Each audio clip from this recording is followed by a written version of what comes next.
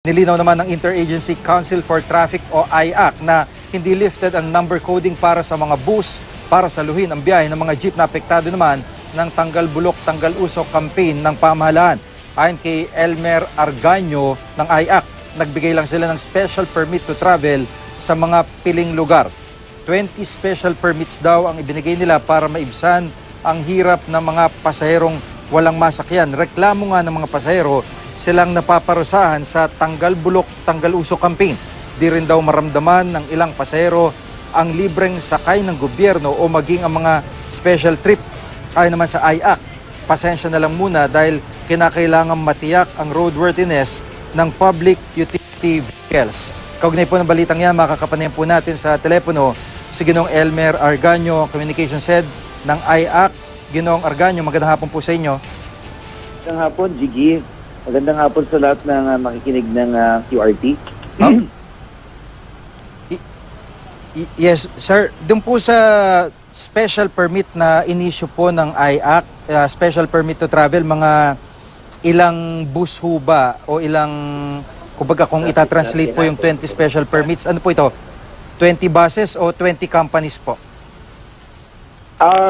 Kasalukuyan po namin binubuo lahat yung mga uubra, pero meron na po kami immediately 20 buses na available para agad-agad na makatugon sa ilang piling lugar na tinataya po namin na may mga pagbaba ng bilang ng mga PUJs.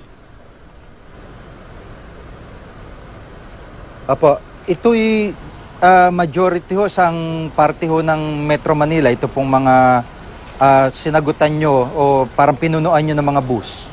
Ito po, Jiggy, no, initially we have 4 areas na tinukoy sa pakikipag-ugnayan namin sa LTFRB. Ito po yung Commonwealth, Quezon City, Marcos Highway, Quiapo po, and then Rojas Boulevard.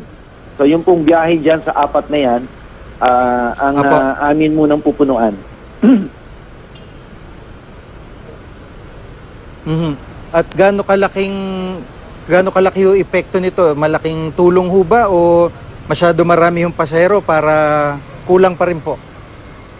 Well, yun nga po ang kailangan po namin talaga ngayon dahil ang aming panansya, dahil yung pong nawawalang mga sasakyan, inaasahan naman po namin, mga hindi po nakikita sa daan ng mga PUJ, inaasahan po namin na pinagagawa nila yung mga sasakyan nila. At dapat po makalabas sila agad. Ngayon, yun po yung aming assumption na positibo po na dapat gano'n ang maging hakbang nila dahil hindi naman po sila binabawalan. Kaya po yung bilang ng aming sasakyan, simula po bukas at ito po ay in coordination with MMDA, ito pong mga buses na i-deploy na to ay listed ang kanilang mga color coding. Basta lamang may karatula sila na ito pong sakay na to ay para sa mga apektadong mga pasahero. Maaari po namin dagdagan to as we see necessary and as we build yung ating pong lahat ng iniimbitahan ng mga kapatid naman na nasa bus na po, na mga bus operators para matapatan nila yung pamasahe ng jeep. At bilang Pangulo, anong mensahe nyo doon sa mga kababayan natin na yung talaga nagre-reklamo dahil sila nga yung napektuhan po nitong campaign, yung tong karaniwan nilang sinasabi, nagugulat sila, biglang pabababain dahil sa Tanggal Bulok, Tanggal Usok. Pero syempre may kampanya nga ang pamahalaan. So ano ang mensahe nyo sa mga kababayan po natin? Salamat, Jiggy. No, una ulit, abot-abot po yung paghingi namin ng pangunawa sa mga kababayan natin dahil unang-una po, ginagawa po naming pilit lahat ang aming kaya. Siguro po ngayon lang po sa medyo mahaba-habang panahon na masasabi nating seryoso, determinado ang gobyerno na ipatupad yung dapat. Ngayon hindi po naman kami perpekto dahil tama nga po yan. Ang tanong po, ano po yung mga sakaling ipinatupad, yung epekto po, yung mga nawawala pong masakyan.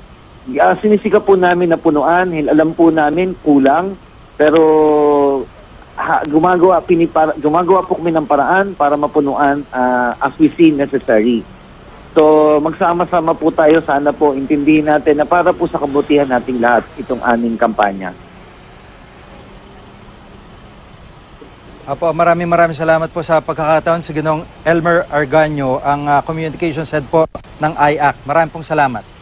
Maraming salamat, Jiggy.